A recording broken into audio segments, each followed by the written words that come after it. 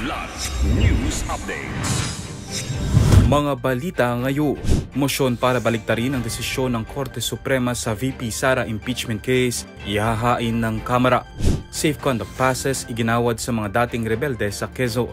PNP at MMDA nakahanda na sa SONA 2025 bukas Hulyo 28. Ako po si Cesar Soriano para ihatid ang nangungunang mga balita sa buong kapuluan ngayon.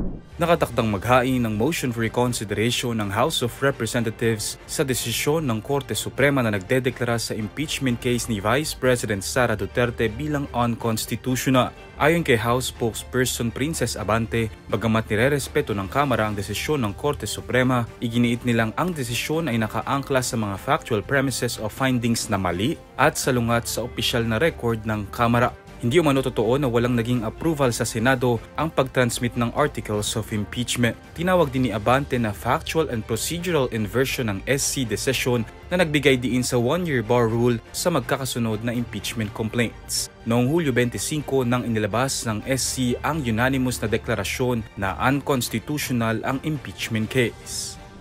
Pinangunahan ng 202nd Infantry Brigade ng Philippine Army ang paggawad ng Safe Conduct Passes o SCPs sa mga dating rebelde sa Quezon kamakailan. Sa pamamagitan ng kolaborasyon sa Local Amnesty Board, 15 FRs ang tumanggap ng SCPs at pinamahagian ng Amnesty Handbook para sa kanilang pagbabalik loob sa komunidad noong Hulyo 24. Karagdagang 2 FRs naman mula sa Task Force Ugnay ang nagsumite ng aplikasyon. Ayon sa LAB, handog ng SCP ang proteksyon para sa mapayapang reintegrasyon at hindi ito lisensya para lumubag sa batas. Para naman kay Acting Brigade Commander Colonel Ernest John Tadlock, ang SCP ay patunay sa sinseridad ng gobyerno na makamit ang tunay na pagkakaisa at kapayapaan. Nakahanda na ang Philippine National Police o PNP at Metropolitan Manila Development Authority o MMDA para sa ika-4 na State of the Nation Address o SONA ni Pangulong Ferdinand Marcos Jr. sa Batasang Pambansa sa Quezon City bukas Hulyo 28. Ayon sa NCRPO, nasa 22,987 na personnel ang kanilang idineploy para tiyakin ang seguridad.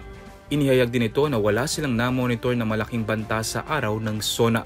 Kinumpirma rin nito na ilang rallyistang grupo ang nakatakdang magsagawa ng kilos protesta sa lungsod. Papayagan lamang makapwesto hanggang sa St. Peter's Parish Church ang parehong pro at anti-government groups. Sa kabilang banda, tiniyak ng MMDA na hindi makasasagabal ang trapiko o pagbaha sa SONA. Magpapatupad ng counterflow o zipper lane sa Commonwealth Avenue para mabigyan ng daan ang mga panauhin gaya ng foreign dignitaries. Suspendido rin ang klase sa lahat ng antas, pampubliko o pribado sa Quezon City bukas dahil sa SONA. Para sa Kidlat News Channel, ako si Renzo Lenon, nag-uula. Ako po si Cesar Soriano, kasama nyo sa bawat pagputo ng balita.